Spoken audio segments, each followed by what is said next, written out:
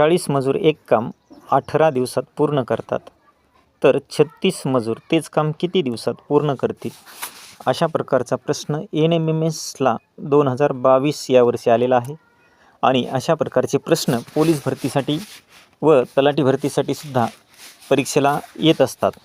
तर अशा प्रकारचा प्रश्न सोडवण्यासाठी एकदम सोप्या पद्धतीने आपल्याला 40 मजूर 18 दिवस सरळ त्याचा गुणाकार करा आणि छेदामध्ये परत आपल्याला 36 मजूर आलेत, तर छेदामध्ये 36 मजूर ठेवा. मग 18 1 18, 18 2 36, बे 1 बे, बे 2 4, हे झिरोला झिरो म्हणजेच आपल्याकडे इथे 20 उरले. आपलं उत्तर 20 आलेले आहे, पर्याय क्रमांक 1.